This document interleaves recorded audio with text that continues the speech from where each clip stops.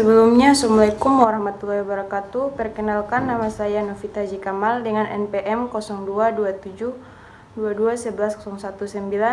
dari Prodi Akuntansi kelas 4B. Di sini saya akan menjelaskan kebijakan keterbukaan keuangan dan inklusi keuangan. Analisis perbandingan antara negara berkembang dan negara maju.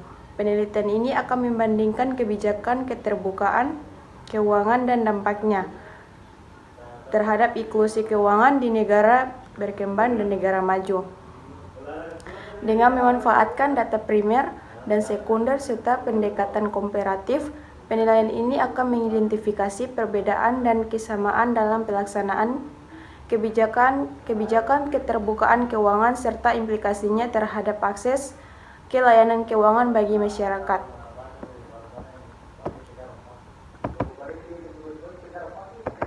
Latar belakang keterbukaan keuangan dan inklusi keuangan menjadi dua aspek krusial dalam pembangunan ekonomi global. Keterbukaan keuangan yang mengacu pada transparansi dan akses informasi terkait keuangan merupakan fondasi bagi sistem keuangan yang sehat dan berkelanjutan.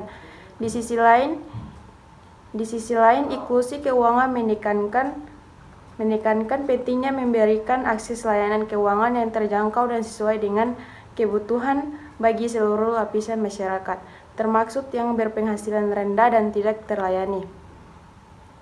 Dalam konteks global, negara berkembang dan negara maju memiliki tantangan dan karakteristik unik terkait keterbukaan keuangan dan inklusi keuangan. Negara-negara berkembang seringkali menghadapi masalah seperti kurangnya infrastruktur keuangan, rendahnya tingkat literasi keuangan, serta kurangnya regulasi yang memadai. Di sisi lain, negara maju mungkin menghadapi tantangan seperti tingginya ketidaksetaraan ekonomi dan kompleksitas sistem keuangan yang terkadang sulit diakses oleh segmen masyarakat tertentu. Perumusan masalah dalam konteks ini, penelitian ini bertujuan untuk mengeksplorasi dan membandingkan kebijakan keterbukaan keuangan dan inklusi keuangan antara negara berkembang dan negara maju. Pertanyaan kunci yang muncul adalah apa perbedaan dan kesamaan dalam kebijakan keterbukaan keuangan dan inklusi keuangan antara negara berkembang dan negara maju. Bagaimana kebijakan tersebut mempengaruhi aksesibilitas, keberlanjutan, dan kualitas layanan keuangan di masing-masing konteks. Tujuan penelitian ini adalah untuk memberikan pemahaman yang lebih dalam tentang perbedaan dan kesamaan dalam kebijakan keterbukaan keuangan dan inklusi keuangan antara negara berkembang dan negara maju. Selain itu, penelitian ini juga bertujuan untuk mengevaluasi dampak kebijakan terhadap aksesibilitas, layanan keuangan, dan pembangunan ekonomi secara keseluruhan. Signifikan penelitian ini diharapkan dapat memberikan wawasan yang berharga bagi para pembuat kebijakan, praktisi keuangan, dan akademisi dalam merancang strategi yang efektif untuk meningkatkan keterbukaan keuangan dan inklusi keuangan di berbagai konteks ekonomi. Selain itu, penelitian ini juga dapat menjadi dasar bagi penelitian lanjutan dalam bidang ini. Penutup, dalam kesimpulannya, penelitian ini akan memberikan gambaran yang lebih komprehensif tentang perbandingan kebijakan keterbukaan keuangan, inklusi keuangan antara negara berkembang dan negara maju.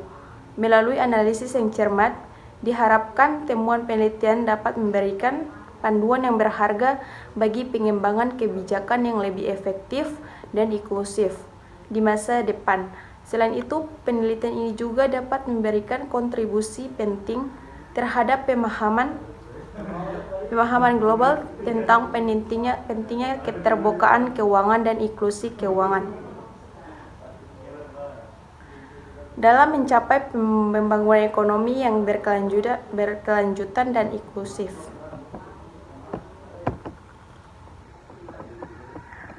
abstrak, keterbukaan keuangan dan inklusi keuangan merupakan dua aspek yang sangat penting dalam pembangunan ekonomi global. Penelitian ini bertujuan untuk mengeksplorasi dan membandingkan kebijakan keterbukaan keuangan dan inklusi keuangan antara negara berkembang dan negara maju.